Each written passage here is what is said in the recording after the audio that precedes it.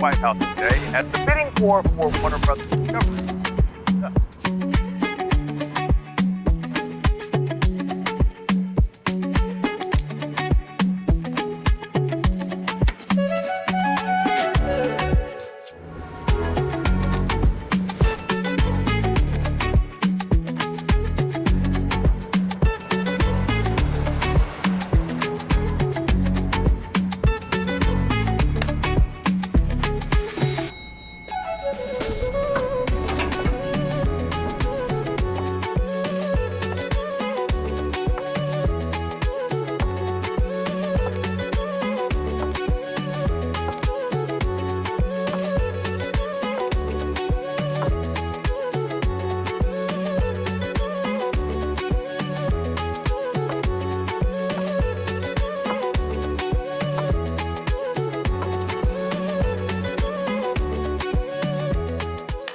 ቀዳሜኛ እንዳማረበት የተሰኘው ፕሮግራማችን አንድ ቻሌንጅ እንደማንኛውም ኢትዮጵያችን አሁን ጀምሯል።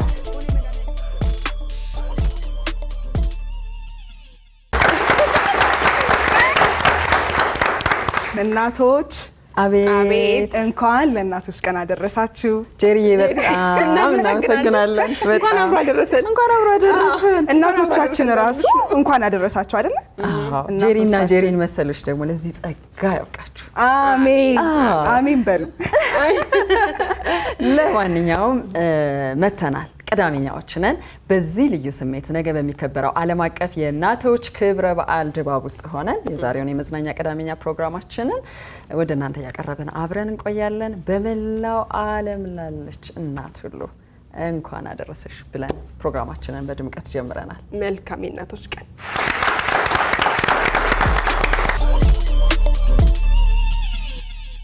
ዛሬ እንግዲህ የእናቶች ቀን ዋዜማ ላይ ስለምንገኝ ስለ እናቶች ማውራት ግድ ይለናል አይደል?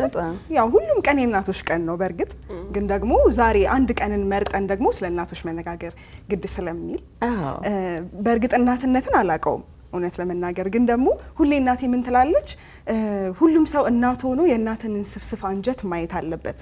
ምክንያቱም ብዙ ጊዜ አንረዳም እኛ ልጆች ሆነንና ብዙ ጊዜ እናንተም ኤክስፒሪየንስ አላችሁ ከመውለዳችሁ በፊትና ከወለዳችሁ በኋላ ስለ እናታችሁ ያላችሁ አመለካከት ልዩ ነው አይደል? የተለያየ ነው ፈጽሞ። አንድ ሰሞኑን የተመለከትኩት ቫይራል ቪዲዮ አለና ምን ብላ ነው ፖስት ያደረገችው?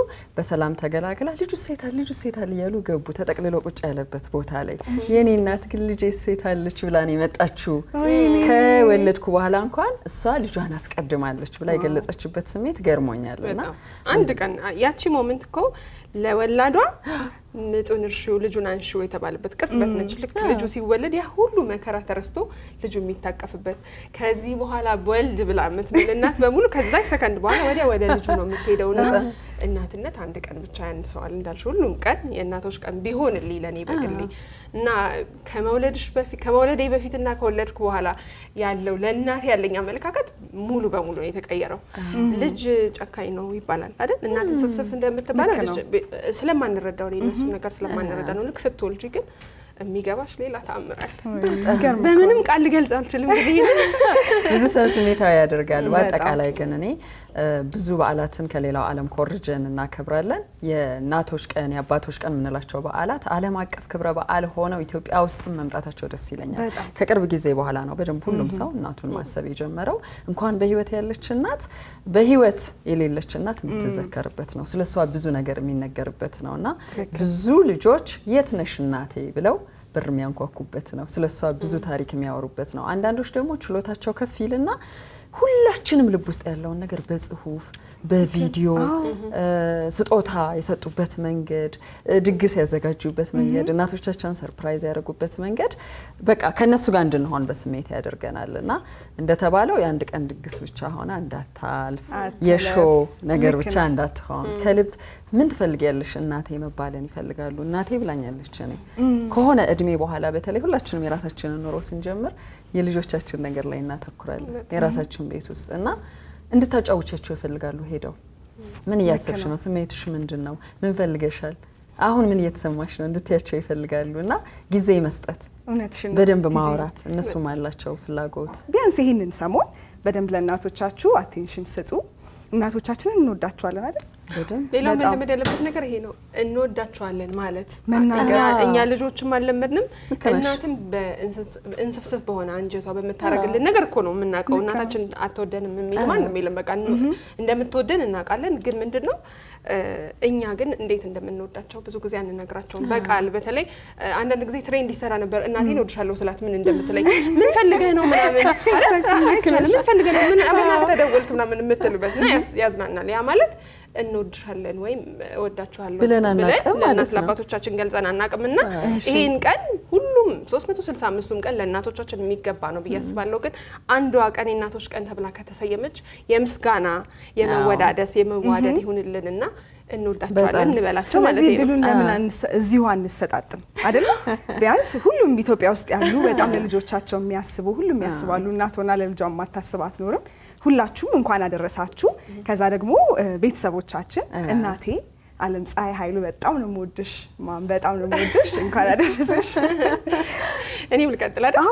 እናቴ ፋንቱ አሽኔ በጣም ነው የምወድሽ በጣም ከወድሻለሁ ቀጥሎ ሌላ ምንም ነገር ማለት አንችልም። ስሜታዊ ነው የሚያደርገኝ። ሁላችንም ተመሳሳይ ስሜት ውስጥ እንሆናለን፣ ግን ብዙዎችን እንወክላለን በሚል ትንሽ ጠንከር ብለን ወይዘሮ የሺመቤት ከተማ እናቴ 3ኛ ልጇ ነኝ እኔ።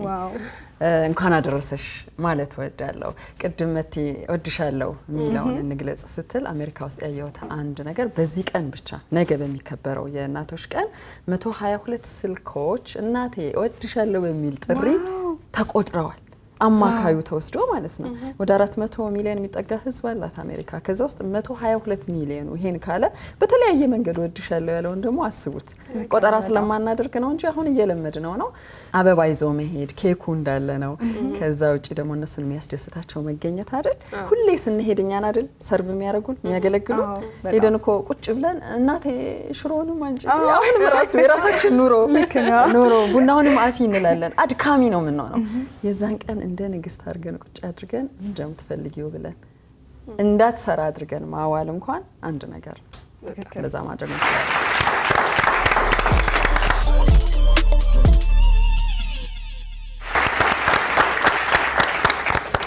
በቅዳሜኛ ቆራሌው ጠረጴዛ ላይ ነው የምንገኘው። 3 እንስቶች ዛሬ ያለን ያው እናቶች በዓል ነው ብለን ነገ እናትነትን በመወከል ስሜት ውስጥ መገኘት ስላለብን ነው። እኔ ደግሞ ልጅነትን ወክዬ አይደል የነገ እጩናት እንደዛ እኮ ማሰብና መዘጋጀት ነው። ሩቅ ይመስልሻል? ነገ ነው። ኧረ እኔ ደስ ይለኛል። እንደዛ ብለን ነበር የሆነ ጊዜ ላይ ከጀመሩ የማያቋርጡት ጉዞ ነው። ደግሞ ደስ ይለኛል። ይገርም 2 3 እያለ በጣም በቃ እስከ እድሜ ልክሽ ያለ ትስስር ነው። በቆራሌው ፕሮግራማችን እዚህም እዛም እንግዲህ ዓለምን ምን አይነት ትኩረት የሳቡ ጉዳዮች አጥለቀለቋት ከሚለው ውስጥ በጣም ብዙ ጉዳዮች ቢኖሯትም ጥቂቱን አውጥተን የምናወራበት ነው። እዚሁ አፍሪካ ውስጥ እንቆይ። የመጀመሪያው ጉዳያችን ወደ ሩዋንዳ ነው የምንሄደው። ሩዋንዳ ፕሬዚደንቱ ፖል ካጋሜ አዳዲስ ነገሮችን በማስተዋወቅ ቆፍጠን ያለ ውሳኔ በመስጠት የሚታወቁ መሪ ናቸው። ለሩዋንዳ እንደው መነቃቃትን ከፈጠረብን በሚልም ነው። ዓለም ላይ ያለፉትን 2 ወራት አውስትራሊያና ኦስትሪያ ከ16 ዓመት በታች ያሉ ታዳጊዎቻቸውን ያልተገደበ የሶሻል ሚዲያ አጠቃቀም ዘግተዋል። ቴክኖሎጂውም ገንዘቡ ስላላቸውም ጭምር ነው። ለምንድን ነው? አይምሯቸው ተሰርቶ አላለቀም። አይምሯቸው ተሰርቶ ካላለቀ የቱን ነገር እንመርጣለን የቱ ነገር ይጠቅመናል የሚለውን እርግጠኞች አይሆኑም። በጣም ብዙ ታዳጊዎች እድሜያቸው 16 ዓመት ድረስ የሆኑት ከትምህርታቸው ተዘናግተዋል። የባህሪ ለውጥ መጥቷል። የፈለጉትን ነገር በማየት ፍቃድ ውስጥ ያልተገባ ማንነትን ገንብተዋል። ይሄ ነገር አፍሪካውያንን በጣም እየጎዳ ነው በሚል ደግሞ ቀጣዩ ተነሳሽነት አፍሪካ ውስጥ መጥቶ የሩዋንዳው መሪ ፖል ካጋሜ ይሄንን ነገር አብስረዋል። ከ16 ዓመት በታች ያሉ ሩዋንዳውያን ሶሻል ሚዲያን መጠቀም አይችሉም። ቤተሰቦቻቸውም እነሱን ተጠቅመው ኮንተንት ክሬት አድርገው ገንዘብ ማግኘት አይችሉም የሚል ህግን አስተዋውቃለች። የሚገርም ነው። ሀሳብ በጣም ወደዋለሁ። ስፔሻሊ ያለ ልጆቹ ኮንሰንት ወይም ፍቃድ እነሱን ተጠቅመው ኮንተንት ክሬት ማድረግ ልጆቹ ወደፊት ህይወታቸው ላይ ምን አይነት ተጽዕኖ እንደሚያደርስ የማናውቀው ነገር ነው። ልጆቹም ደግሞ በዚህ እድሜያቸው ለመወሰን ብቁ አይደሉም። ዛሬ ያደረጉት ነገር ነገ የሚጸጸቱበት ወይም ደግሞ የማይፈልጉት ነገር ማንነታቸው ላይ ትልቅ አሻራ ሊጥል የሚችል ነገር ሊሆን ስለሚችል ልጆቹን እንዲመደረጉ እኔ በግሌ በጣም የምደግፈው ነገር ነው። በጣም አልፊ ይመስላል ጉዳዩ፣ ግን ሲተገበር ለውጡ ምንድነው የሚለውን እናያለን ብለዋል። ትምህርት ላይ ያላቸውን ትኩረትና ባህሪያቸው ላይ ሞራላቸው ላይ ሴታቸው ላይ ያላቸውን ነገር ይለውጣል የሚል መተማመን ኖሯቸዋል። የሚሳካ ይመስለናል። ዋው የሚገርም ሀሳብ ነው ይዘው የተነሱት። አሁን ሰሞኑን ምን እየሰማው ነበረ? ከ16 ዓመት በታች የሆኑ ልጆች ደበረኝ ማለት ጀምረዋል። ስለ ደበረኝ ሶሻል ሚዲያ ላይ ወይም ዩቲዩብ ላይ የሆነ ያህል ቪዲዮ ኦር ጌም መጫወት ፈልጋለሁ የሚሉበት ሌቭል ላይ ደርሰዋል። ስለ ድብርት ያውቃሉ ብለን የማናስባቸው በጣም ህጻናት ልጆች ደበረኝ ማለት እንጀምረዋል። ሲደብራቸው ምን ያደርጋሉ የሚለውንም ጭምር ማያውቁ ልጆች እናስብበት። ኢትዮጵያ ውስጥ ቢኖርም ደስ የሚለን ህግ ነው።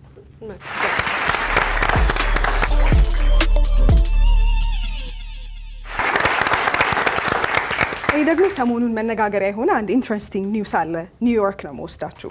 ኒውዮርክ ስል ምን ትዝ ይላችኋል? ብዙ ነገር ስኩዌር ራይት። ቆይ ግን ከሱ በፊት እንያውና ቪዲዮ እናወራበታለን። እሺ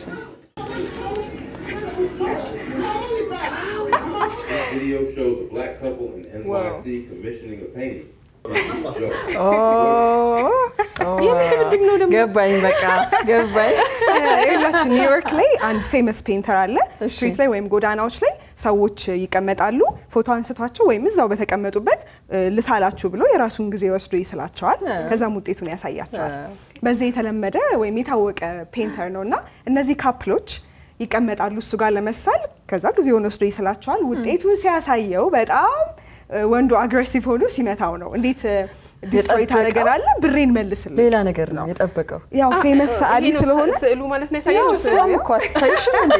እሷ አለ እኮ አይለይም። እሱና እሷ ራሱ ማን እንደሆነ ቀልድ ፈልጎ ነው። ከስዕሎቹ ኢሞጂነት ወይም ከአሻንጉሊትነታቸው በባሰ ወይም ከዛ በላይ ያናደዳቸው ነገር ደግሞ በጥቁር ማርከር መሳሉ ነው። ሬሲዝም ነው እያሉ ያሉት፣ ግን ደግሞ ሰዓሊውም ጥቁር ነው እንደማየው ከሆነ አይደለ? ግን አግሬሲቭ ይሆናሉ ነው መለየት አለመቻላችን። ምን አለ ጸጉር ቢያደርግላት አትሊስት አይደል? ምን እንደሆነ ታውቂያለሽ? አንዳንዴ በሳቅ ሊያልቅ ይችል ነበር። አዎ እኔ አልጠበቅኩም ካንተ የሚል የሰዎችን ስሜት ግን ያሳያል። አንዳንድ ነገር የጠበቅሽው ነገር ላይ ዋዛ ፈዛዛ ማያውቁ ሰዎች አሉ። አግሬሲቭ የሆኑ ሰዎች አሉ። ሊገለውስ የሚችል ኖሮ እኮ ደግሞ እየሰማን ነው ብዙ አግሬሲቭ ሪስፖንሶች።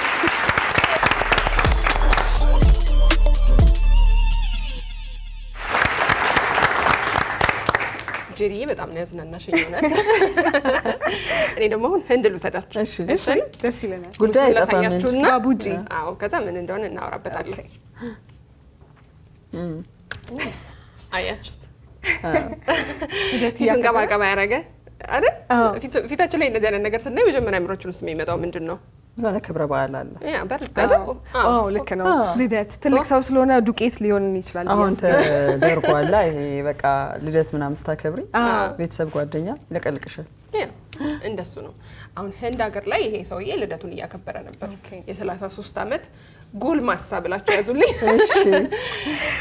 ልደቱን እያከበረ ነበረ። ግን እንደዚህ በሳቅ አዋስተን ልናልፈው በማንችለው መንገድ ይሄን ልደት አስመልክቶ በጣም የሚያሳዝንና ልብ የሚሰብር ነገር ነበረ እየሰማ ነውና ያየ ነው።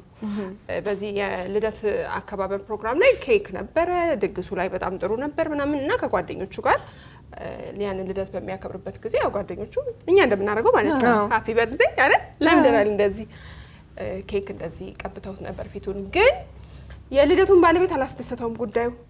እንደ ቀላልም አላየውም እና በዛ የተነሳ ይሄ ሰውዬ ወደ አላስፈላጊ የነፍስ ማጥፋት ነው ሄደው እና በልደቱ ላይ እንደዚህ አይነት ድርጊት ያደረጉትን ሶስቱን ጓደኞቹን እንግዲህ ነፍሳቸውን እንዲጠፋ ምክንያት ሆኗል። የዚህ ልደት አከባበርና ምንድነው የሆነው? ልደቱን ከጨረሰ በኋላ ሄደ ወደ ቤቱ። ንዴቱን ወደ ቤቱ እንደዛ ይዞ ነው ሄደው። ከዛ ቤቱ ሄዶ ፈቃድ ያለው መሳሪያ ይዞ መጥቶ ነው ከዛ ጓደኞቹን ባሉበት ሄዶ የገደላቸው እና ለመናገርና ለማስረዳት ራሱ እድል እንዳያገኙ አድርጎ ነው። ያው ምስክሮች በጊዜው የነበሩ ምስክሮች እንዳስረዱት ማለት ነው ህይወታቸው እንዲጠፋ አድርጓል። ወዲያው ነፍሳቸው ባይጠፋም ግን ወደ ሆስፒታል በመሄድ እርዳታ ሊደረግላቸው ተሞክሮ ነበር፣ አልተቻለም። ግን ይህ ሰው በሚገርም ሁኔታ እስካሁን በነፃነት እየሄደ ነው፣ አልተያዘም ነው። እንግዲህ ከህንድ ያገኘነው መረጃ ይሄን ይመስላል። እኔ ምን እያሳሰበኝ እንዳለ ታውቃላችሁ? የሰዎች የአይምሮ ሁኔታ ወይም የጤና ሁኔታ ወዴት እየሄደ ነው? እንዴት ነው እየኖርን ያለ ነው የሚለው አስፈሪ ነው። ልደት ጓደኞችሽ ተሰብስበው አክብረውልሽ ደስ ብሎሽ አይደለም ውለታቸው በስቶብሽ መመለስ ያለብሽ ምን አይነት የአይምሮ ጤና መጓደል ውስጥ ቢሆን ነው?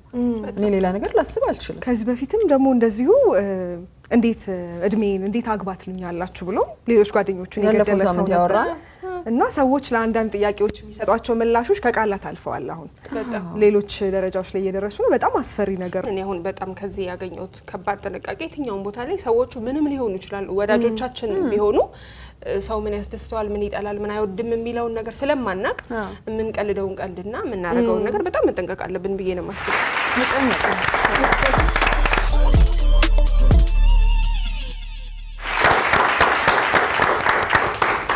ዓለም የመጥፎ መረጃዎች መገኛ ብቻ እንዳትመስል ግን አንዳንድ ጊዜ ምንድነው አፈትልከው የሚወጡ ለጥንቃቄ ግን የሚጠቅሙ እኛ የጥንቃቄዋን ክፍል ብቻ መውሰድ ስላለብን ቅድም ስለ ሩዋንዳው ስናወራ ከ16 ዓመት በታች ተከለከለ ብለናል አይደል? አፍሪካ ውስጥ ሆኖ የኛም ጎረቤት ስለሆነች ሩዋንዳ ከሷ መውሰድ ያለብንን ነገር ለማየት ነው። አስፈላጊም ይሆናል አንዳንድ ጊዜ ሰዎች ያልተገደበ ዝግጁነት የሌለበት የቴክኖሎጂ ዓለም ውስጥ ሲገቡ ወዴት ነው የሚሄዱት? ወደሚጠቅመው ነው ወደሚጎዳው የሚለውንም እያሳየችን ነው ራሷ ዓለም። በተለይ ወጣቶች ታዳጊ ልጆች ቤት ውስጥ ምን እያሰቡ ነው፣ ቴክኖሎጂውን ተጠቅመው ወዴት እየሄዱ ነው የሚለውን ፍንጭ መከታተል ካልቻለን እነሱም እየጠፉ ነው፣ ሌሎችንም እያጠፉ ነው። ወላጅ እናቱን የገደለ ሰው ታሪክ ነው። በምን ተገፋፍቶ ሲባል ፍርድ ቤት ቀርቦ በኤአይ አርቲፊሻል ኢንተለጀንስ እንዴት እየገፋው እናቱን እንዲያጠፋ እንዳደረገው ነው የተገለጸበትና ምንድነው የምንጠይቀው ኤአይን ብለን በስለናል የምንል ሰዎች ራሱ በደንብ ካላየን ከባድ ይሆናል። ቪዲዮን ግን ትንሽ እንየውና የሚሰጠን ፍንጭ ይኖራል።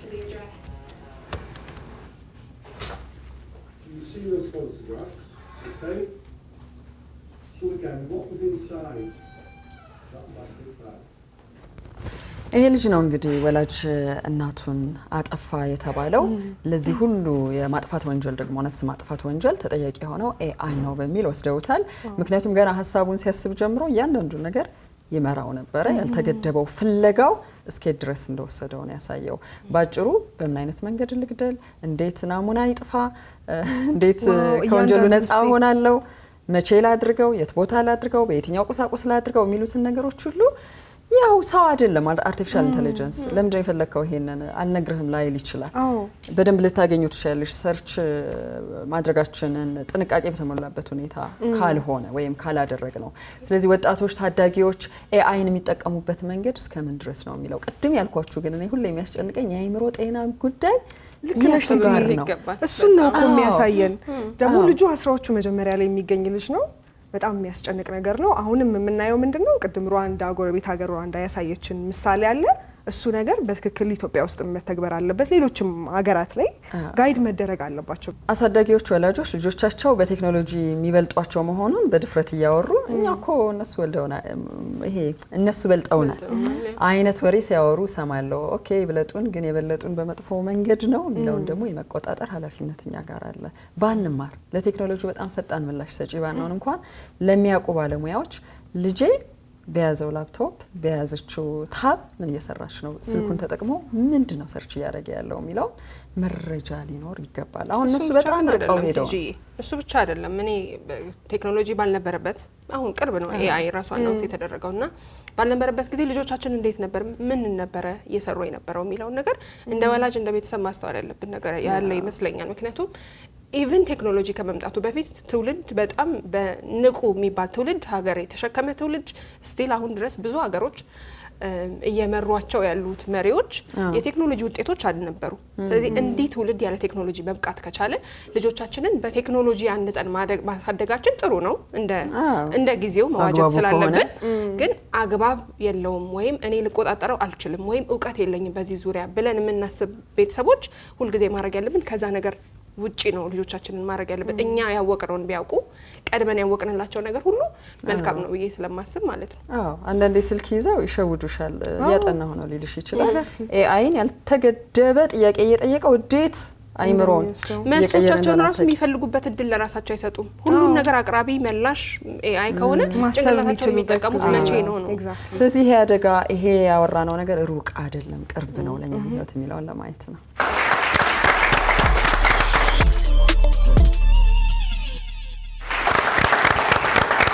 ዛሬ ቁራሌው ጠረጴዛችን ላይ ትንሽ ሞትና አሳዛኝ ዜናዎች በስተው ነበር አይደል? እስኪ ደግሞ አሁን ሻኪራ ሻኪራ ኢንተርቴይንመንት ዋካ ዋካ ሁላችንም አንዳንድ ዘፈኖቿን ሜንሽን እያደረግን ነበር። ተወዳጇ አቀንቃኝ ሻኪራ አንድ ትልቅ ሂስቶሪካል የተባለ ኮንሰርት አዘጋጅታ ነበረ። ሪዮ ደ ጄኔሮ ውስጥ የሚገኝ ኮፓካባና የተባለው ቢች ላይ ትልቅ ኮንሰርት አዘጋጅታ ነበር። ምን እንደገረመኝ ታውቃላችሁ? በጣም ብዙ ህዝብ የተገኘበት ነበረ። ምክንያቱም ኮንሰርቱ በነፃ ስለነበር። እስከዛሬ በታሪክ ይህን የሚያክል ህዝብ የተገኘበት ኮንሰርት ታይቶ አይታወቅም። ሻኪራ ነች ያሳየችን። እንየው ቪዲዮ። ማይ ጋድ ጎርፍ ነው የሚመስለው ህዝቡ። አንድ ከተማ ሰው ሙሉ ማለት ነው።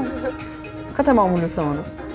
ዋው እያያችሁ አይታይም እኮ በስክሪን ነው ሊያዩት የሚችሉት በየመሃሉ። አዎ ይሄው በስክሪኖች ነው ያዩት ያሉት። ዋው ዋው ሲ ይሄኛው ነው ሜን ስቴጅ እንዴ!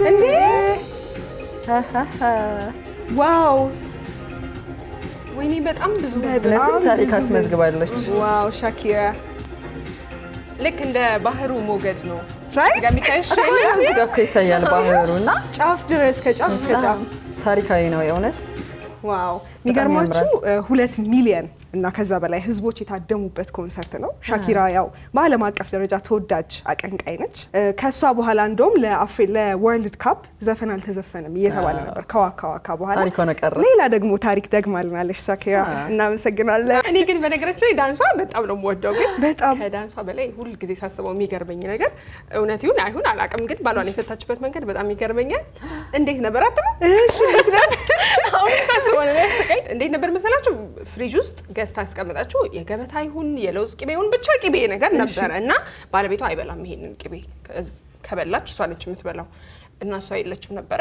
ከሄደችበት ስትመለስ ያ ቅቤ ተበልቷል። ባሏ ካልበላ ማን በላው? ምንም ጥያቄ አስፈልገው ዲቮርስ። ዋው የሆነ ሰው መጥቶ ስማርት የሆነ ሰው መጥቶ ነበረ። እኔ በጣም በቀላሉ ሰው ለፍቺ ቀላል ሀሳብ አግኝቷል ብዬ እና ፒኬ ተፈታው በዚህ ምክንያት ነው ያልሽ? ምክንያት አይገርምም? አዎ። እና እችን ዳንስ ብቻ ሳይሆን በኋላ ግን በተደረገው ክትትል ወይም ራሳቸው ቼክ አድርጋ የሆነች ሞዴል ሴት ቤት ውስጥ ተገኝታ ነበረ። ሰው ገብቶ ነበር። ማናት የሚለውን በግልጽ አውቃ ነው ወደዛ ፍቺ ሄደችው። ጄሪ ናት። ጄሪ አይደለሽም? ጄሪ አንቺ አይደለሽም? ቶም ኤንድ ጄሪ ፊልሞች ብዙ ጊዜ ቺዙን ማበላው እኮ ነው። ሩጫ እኔ አይደለም ሻኩ ሻኪራ ይሄ ብቻ አይደለም ድንቅ ታሪኳ፣ ሌላም ድንቅ የፍቺ ህይወት አላት። መርማሪ ፖሊስ ናት። ይገርማል።